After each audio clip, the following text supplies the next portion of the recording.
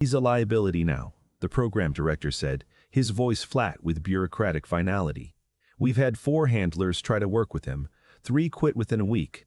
The 4th put in for a transfer after he took a chunk out of her forearm. We're running out of options. And we're running out of time. Sergeant First Class Nadia Orozco, retired, though the title still clung to her like a second skin, stood in the sterile hallway of the Tri-County Animal Control Facility and looked at the folder in the director's hands. She didn't take it. She didn't need it. She already knew everything relevant about the dog. His name was Cobalt. He was a 7-year-old Dutch Shepherd, former Special Operations Support asset, attached to a Tier 2 unit out of Fort Bragg until 8 months ago, when his handler, Staff Sergeant Damon Yates, was killed by an IED outside Kandahar. No remains recovered. Cobalt had been airlifted out of theater 4 days later, still wearing his tactical vest, still searching the perimeter of every room he entered for a man who was never going to walk through any door again. Orozco had heard about him through a woman named Terry Wachowski, a civilian contractor who'd done logistics for the unit and kept tabs on the animals that came home without their people. Terry had called her 2 weeks ago, her voice frayed at the edges. "He's going to be put down," she'd said. "They're saying he's too dangerous to place, too unpredictable. You're the only person I could think of."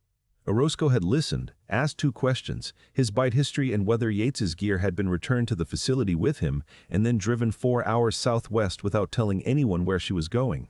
Director Paulson was a trim man in his early 50s, the kind of administrator who'd risen through municipal bureaucracy on the strength of clean paperwork and risk aversion. He had the expression of someone who'd already decided the outcome of a meeting but felt obligated to perform the consultation. He was looking at Orozco now, the way people often looked at her for the first time, trying to reconcile the small, compact woman in front of him with whatever they'd imagined when Terry had described her credentials. She was 63 years old. Her hair was silver white and cut short. Practical. She wore khaki work pants, hiking boots, and a plain olive green jacket. There was nothing about her that announced itself. That was the point. That had always been the point. "I'd like to spend some time with him," Orozco said. Paulson set the folder on the counter between them. "With respect, ma'am, we've had certified behaviorists in here. We've had a veterinary psychologist. We've had a trainer who works exclusively with former military working dogs, flew in from Colorado on our dime. Cobalt attacked the crate door hard enough to bend the frame when he entered the building. He's been on a mild sedative just to keep his cortisol from spiking into dangerous territory, and even then, the staff won't enter his corridor alone." "I understand," Orozco said. "I don't think you do." Paulson's voice gentled, the way people's voices did when they were about to explain something to someone they'd already dismissed. "He's not a rescue dog having a rough transition. He's a highly trained offensive asset with a grief response that has completely overridden his conditioning. His world was one person. That person is gone. He's not suffering from abandonment. He's suffering from the loss of his entire reason for existing. The trainers we brought in, they understand that academically. But understanding it and being able to reach him are 2 very different things." He paused, glancing at the closed door at the far end of the corridor. "He hasn't eaten in 9 days. Orozco looked at the door. "9 days, she said, not as a question. "We've tried everything in the literature. High-value rewards, familiar scent items, recorded audio of his handler's voice. That one made it worse, considerably worse. We had him on a behavioral protocol designed by the Colorado trainer, and he refused every step of engagement. His vitals are declining. We have maybe another week before the question becomes moot." Paulson cleared his throat. "I don't want to put him down. I want you to understand that. But I also can't let an animal suffer indefinitely." Down the corridor behind that closed door, there was no sound. Every other animal in the building contributed to the ambient noise. Barking, the scratch of paws, the occasional mournful howl. That one corridor was silence. The kind of silence that has weight. "I'd like a chair," Orozco said. "And a cup of coffee if you have it. I'll be a while." Paulson stared at her. One of the facility's staff coordinators, a young woman named Abby who'd been hovering near the intake desk pretending to sort paperwork, looked up. She was 24 years old and had volunteered here since high school, and she had a memory that would stay with her the rest of her life, which was the expression on this small, silver-haired woman's face when she said those words. There was no bravado in it, no performance. It was the expression of someone who had simply assessed the situation and identified the correct course of action, the way a surgeon decides which incision to make, completely calm, completely certain. A chair, Paulson repeated. Straight-backed if you have one. Nothing soft. And is his gear still here? His vest? His lead? Anything from deployment? Something shifted in Paulson's face. His vest is in evidence storage. We weren't sure what to do with it. Chain of custody from the unit was, can you get it out? Paulson looked at her for a long moment. Then he nodded once and turned to go find the chair. Abby brought the coffee herself. It was from the break room, too strong and too old. The bottom of a pot that had been sitting on the burner since morning. Orozco took it with both hands and said thank you. And she meant it. And Abby could tell she meant it, which was why she stayed. The vest came in a sealed plastic bag. Tactical nylon, matte black, with a handle on the back and a patch on the left side that Orozco didn't look at for very long. She took it out of the bag and set it in her lap, and she put her hands on it, and she sat with it for a moment. The way you sit with something that belongs to someone who isn't coming back. Then she stood, picked up her chair with one hand and the vest with the other, and walked to the door of Cobalt's corridor. Paulson was behind her. He'd sent 2 staff members to the far end of the building. He was not, himself, planning to go in. He had the corridor camera pulled up on his phone. You shouldn't go past the secondary gate alone, he said. I'll stay on the visitor side of the kennel barrier, Orozco said. I'm not going to engage him directly. I'm just going to sit. She went in. The corridor was dim, lit by fluorescent panels that buzzed faintly. It smelled of disinfectant, and underneath that, the deeper smell of an animal in distress, not unwashed, but wrong, the biological signature of a body consuming itself from the inside. There were 4 kennels in the corridor. 3 were empty. The 4th, at the far end, held Cobalt. He was facing the back wall when she entered. He didn't move. He was a large dog, taller than most people expected Dutch shepherds to be, with a brindle coat that would have gleamed under good lighting. It didn't gleam now. It was dull. The fur along his spine raised in a permanent ridge of tension that had been there so long it had stopped meaning acute threat and had become simply his resting state. His ribs were beginning to show. He didn't turn when the door opened. He didn't turn when Orozco set her chair down, 12 feet from his kennel, angled slightly away from the gate. He didn't turn when she sat. She didn't look at him. She held the tactical vest in her lap, her hands resting on it, and she looked at the empty kennel directly across from his. She drank her coffee. She let the door close behind her. Outside in the hallway, Paulson watched his phone screen. The dog hadn't moved. The woman hadn't moved. The timestamp in the corner read 2:17 p.m. Abby stood next to him, her arms crossed against her chest, watching over his shoulder. What is she doing? Paulson said, more to himself than to Abby. Abby didn't answer. She was watching the old woman's hands. They were resting palm down on the tactical vest, and they were still. Not the stillness of someone trying to be still. The effortful quiet of a person suppressing their natural fidgeting.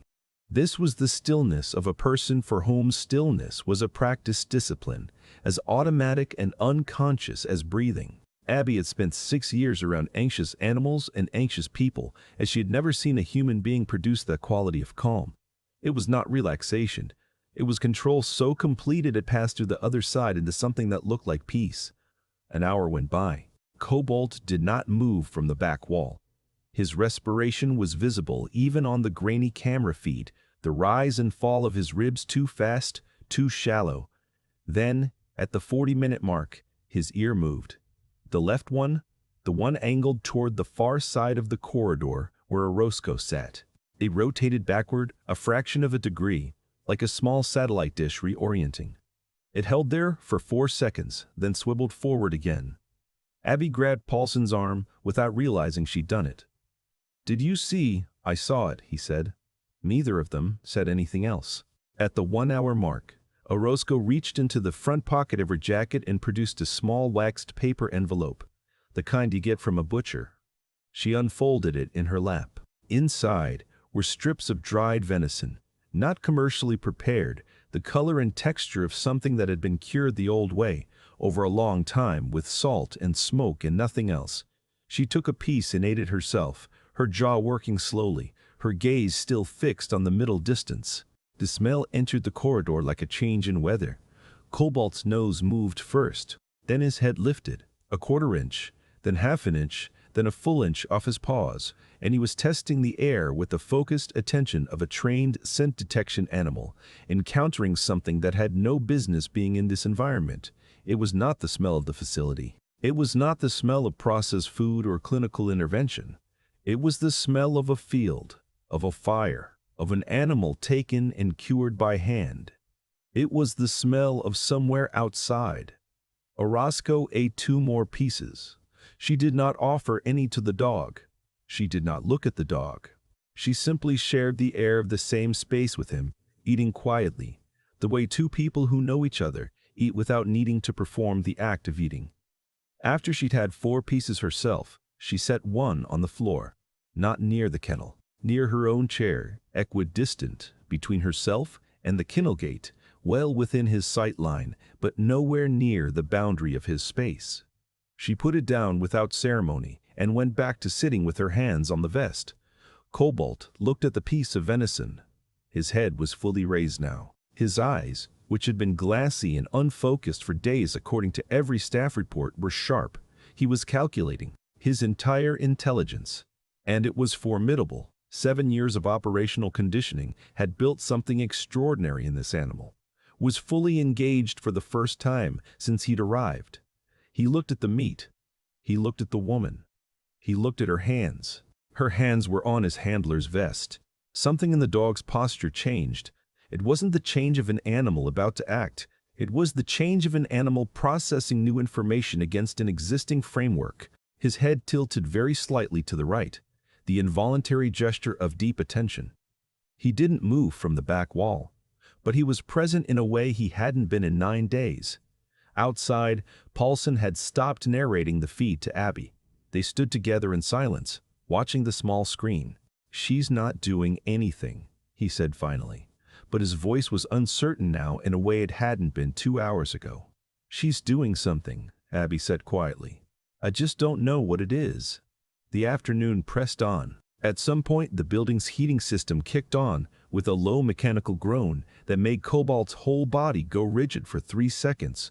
A full threat response, muscles bunched, head low, a sound building in his chest that Paulson could see but not hear on the silent feed. He watched the dog's body fill with voltage. Orozco's right hand lifted off the vest. Not quickly, the way a flag is raised. Deliberate, with intention. She raised it to shoulder height, palm facing outward, fingers together. Then she lowered it back to the vest. The sound in Cobalt's chest stopped. The voltage left his body. He was still alert, still oriented toward the perceived threat, but the edge was gone. Paulson turned to Abby. "What was that?" Abby shook her head slowly. She'd worked with military working dogs on 2 separate occasions when the facility had received them for transition intake. She'd never seen that signal in any training manual or protocol guide. It was not a standard American military working dog command. It was something else, something precise and fluent and clearly legible to the dog, which meant it was not improvised. You did not improvise things that a dog trained to that level would read as authoritative. You had to speak from a place of genuine authority, the kind that came from years inside the specific world the dog had been trained to inhabit. Paulson walked back down the corridor and stood at the entrance to the kennel block for a long moment. Then he went to his office and sat down at his desk and stared at his wall for a while. At 3 hours and 40 minutes, Cobalt moved. He did not stand. He lowered himself to his belly and began to crawl. A low crawl, chin near the floor, elbows forward. The mechanical economy of an animal that had been trained to move under fire without exposing height. He came forward from the back wall inch by inch, his eyes on Orozco the entire time. He was not coming for the food. He passed the food without looking at it. He came all the way to the front of the kennel and stopped with his nose against the chain-link gate, and he looked at the woman sitting 12 feet away. She looked back at him. She did not smile. She did not make any soft sound. She met his gaze steadily, and in her eyes was something that an animal of his experience might recognize across any barrier. The particular quality of attention that one operator gives another. Not comfort, not pity. Recognition. He held her gaze for 30 seconds. Then he exhaled, a full exhalation, the kind that takes the chest down an inch, and rested his chin on the base of the gate, his eyes still open, still on her. Abby, watching from the hallway camera, pressed both hands over her mouth. Paulson came back in from his office, looked at the screen, and sat down heavily in his desk chair. Orozco sat with him for another hour. She ate the last of the venison slowly. She spoke to him once, toward the end, in a voice too low to be captured by the facility microphone. Just a few sentences in the register of someone accounting to appear. Not soothing tones, not the high, gentle voice that people use with animals in distress. The voice of one professional acknowledging another. Then she stood, picked up her chair, and walked to the kennel gate. She did not try to open it. She crouched down to his level and looked at him through the chain link for a moment. She reached 2 fingers through the mesh and set them on the floor just inside the gate, not reaching toward him, just present. Cobalt looked at her fingers. He didn't move for a long time. Then he put his nose against her fingers, briefly, once. He pulled back and looked at her. She stood up, picked up her chair, and walked to the corridor door. "I'll be back tomorrow," she said to Paulson, who had come to the entrance. "This time I'll go in with him." Inside the... That's not... Paulson stopped. He started again. "What you did in there, the hand signal, the way he responded, I've never seen anything like that. I need to understand what I just watched. Who are you exactly? Your contact, Terry Wachowski, she said you were former Army. Special Operations Adjacent," she said, "whatever that means." Orozco looked at him with an expression that wasn't evasion and wasn't disclosure. It was the expression of someone who had made a careful, long-standing choice about which questions to answer. "I worked with dogs like him for a long time," she said, "in places where what you brought with you and who you brought it for were the same answer." She looked back down the corridor. "He's not broken. He's not dangerous. He's waiting." And when he told him he was allowed to stop, she handed the empty wax paper envelope to Abby, who took it without knowing why. "If you have any questions about what to feed him tonight, call me. Warm water in the kibble. A little beef broth. Not too much. His stomach's been empty long enough that it'll need time." She put on her jacket. "And turn the lights in that corridor down a notch if you can. He's used to operating at night. Low light is home." She left. Paulson stood in the hallway for a long moment after the main door closed behind her. Abby was still holding the waxed paper envelope. Neither of them spoke. "She served," Abby said finally. "Not a question." "Clearly," Paulson said. "No, I mean," Abby tried to find the words for what she'd watched for 3 hours. That signal, the way she was sitting, the way he looked at her.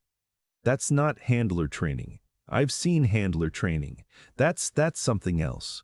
She looked at the door at the end of the corridor. What did she do before she was whatever she is now? Paulson didn't have an answer. He went into the corridor alone 20 minutes later to check on Cobalt. The dog was still at the front of the kennel, still facing the door through which Orozco had exited. His posture was different, still coiled, still vigilant, but the exhausted, collapsing inward quality of deep grief had shifted almost imperceptibly. He looked like what he was, a working dog on a rest cycle, conserving resources, waiting for the next instruction. The piece of dried venison that Orozco had placed on the floor was gone. Paulson looked at the empty floor for a long time. The next morning Orozco arrived at 8 o'clock with her jacket and her coffee, and a fresh envelope of venison and a worn canvas training lead she'd pulled from somewhere. She spent 40 minutes outside the kennel, and then, when Cobalt had settled from her entrance, and his eyes had found her, and the quality of his attention had shifted into that focused, present-tense engagement she'd established the day before, she asked Paulson for the key. He gave it to her. He noticed that his hand was not entirely steady when he did. She unlocked the kennel gate and stepped inside without ceremony. She did not look at Cobalt directly. She walked to the far corner of the kennel and crouched down, her back against the wall, and looked at the middle distance the way she had from the chair.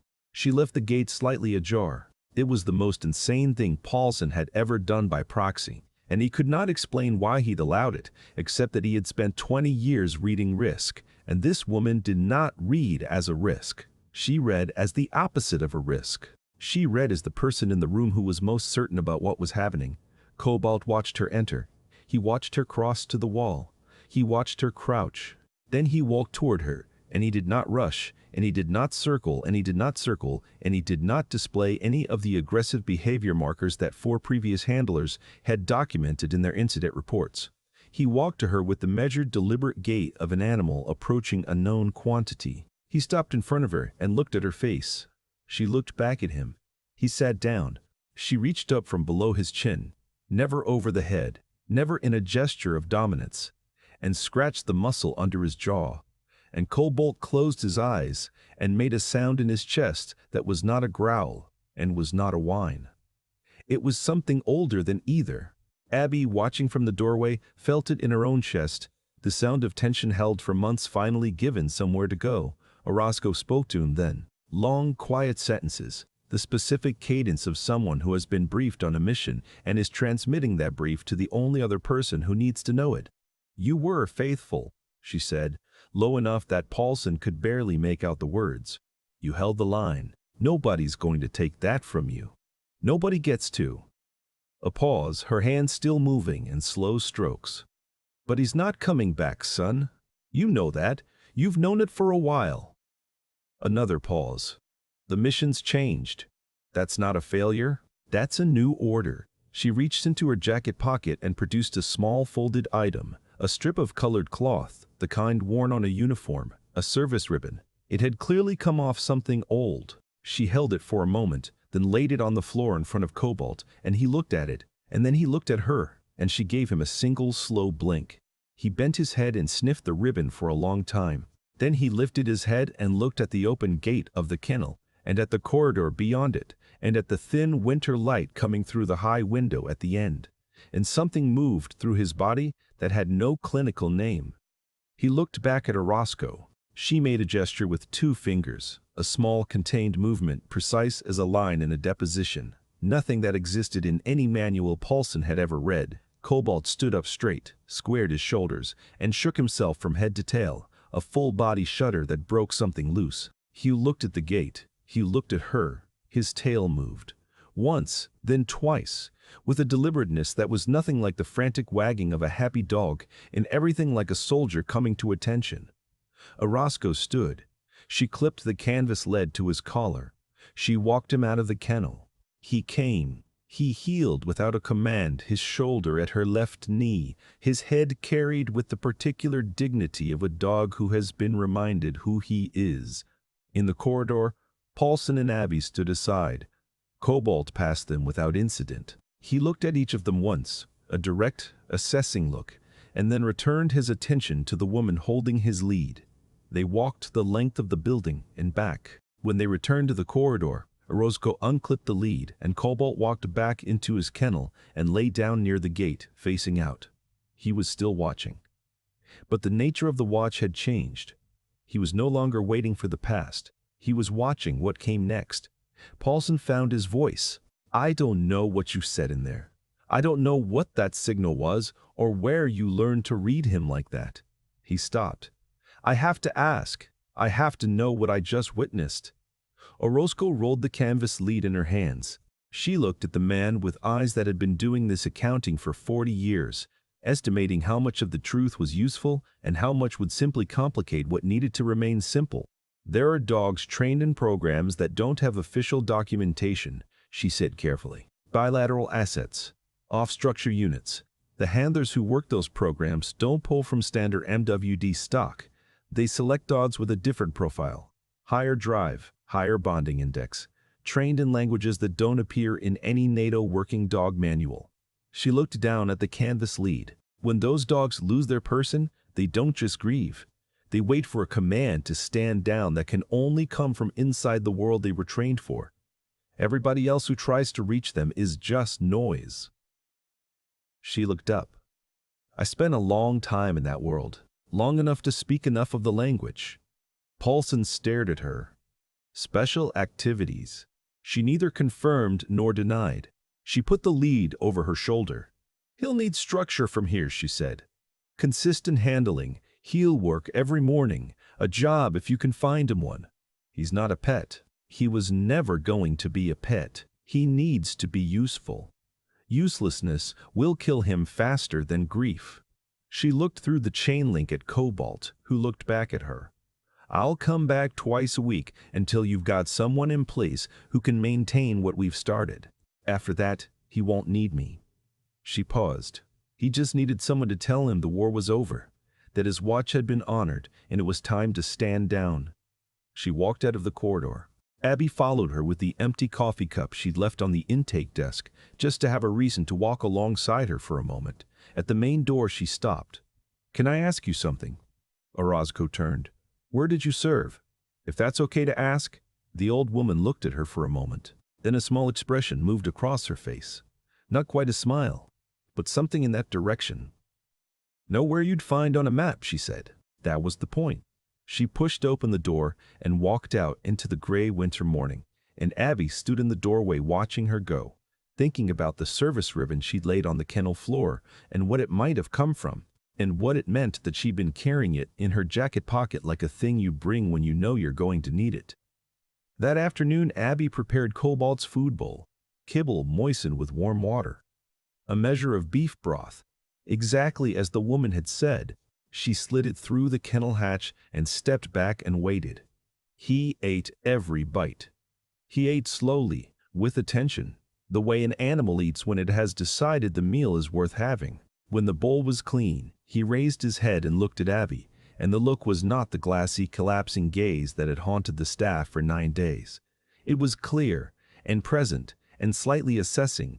It was the look of a professional taking the measure of someone new. Abby looked back at him and decided she was not going to fail that assessment. His long watch had ended. He had new orders now, and he intended to carry them out.